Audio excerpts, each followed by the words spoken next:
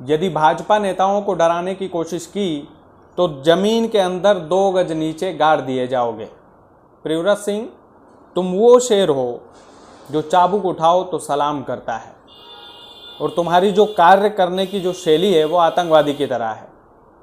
राजगढ़ वासियों, ये मैं नहीं बोल रहा हूँ, ये बोल रहे हैं भाजपा के एक नेताजी का पूरा भाषण सुनिएगा, फिर बाद में आपको बताएंगे कि ये नेताजी कौन है और इन्होंने भाषण क्यों दिया है, और क्या इस तरह के भाषण देना सही है, क्या इस तरह की भाषा शैली सही है।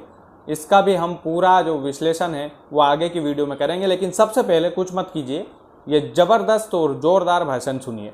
आदरणीय मार साहब, जिनको ईश्वर ने कोमलता का सृजन, मधुरता की स्थापना, भावुकता की पहचान, सिद्धांतों की यज्ञशाला, मर्यादा का मंडप और कर्तव्य के कर्म से परिपूर्ण जिनको संस्कारित जीवन दिया, ऐसे व्यक्ति का नाम हजारीलाल डांगी है, जो आपकी सेवा के लिए यहाँ पर उपलब्ध हुए हैं। और दूसरा उम्मीदवार कौन है हम जानते नहीं, हम पहचानते नहीं है, लेकिन इतना जानते हैं कि कांग्रेस का जो उम्मीदवार है वो विचारों में उदारवादी, बातचीत में प्रगतिवादी, व्यवहार में सुधारवादी, किंतु अफसोस कर्मों में आतंकवादी की भूमिका का निर्वाह करता है।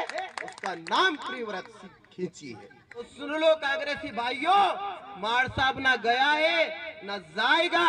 मार साहब तुम्हारा बाप है और बाप बन करके यहाँ पर पूरी शक्ति से लौट करके आएगा। और अगर कोई यहाँ पर डराने की बात करेगा भारतीय जनता पार्टी के कार्यकर्ताओं को, तो हम 2 गज जमीन के बीच में गाड़ने की ताकत रखते हैं। और सुन लो प्रियव्रत सिंह, तुम वो शेर हो कि चाबुक उठाओ तो सलाम करते हैं, कि चाबुक उठाओ तो सलाम करते हैं।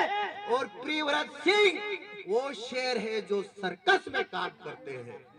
तो राजगढ़ वालों, सुना आपने पूरा भाषण, किस तरह की भाषा शैली का उपयोग किया जा रहा है।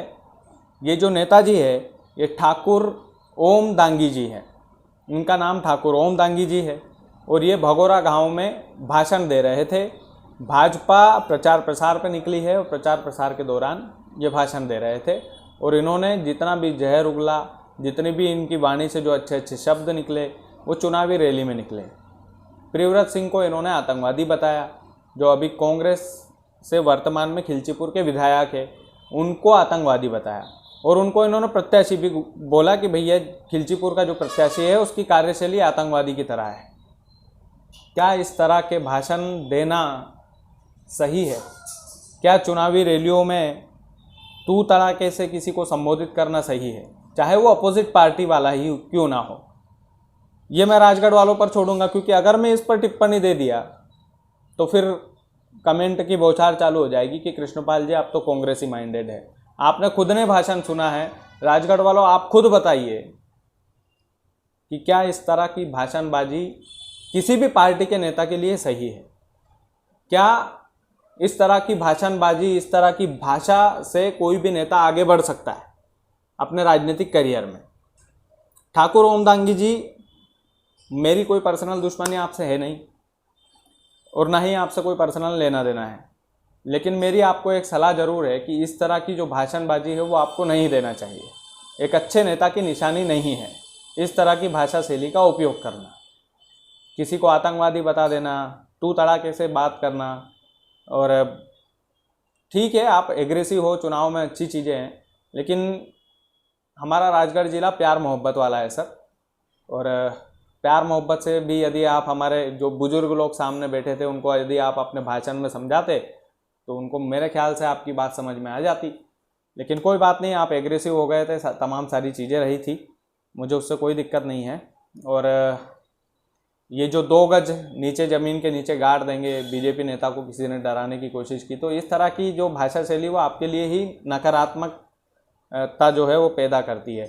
और अभी प्रियव्रत सिंह जी का इस पर कोई रिस्पॉन्स नहीं आया है, मुझे लगता है कि आएगा भी नहीं, क्योंकि वो इस तरह की छोटी मोटी बातों पर रिएक्शन नहीं देते हैं।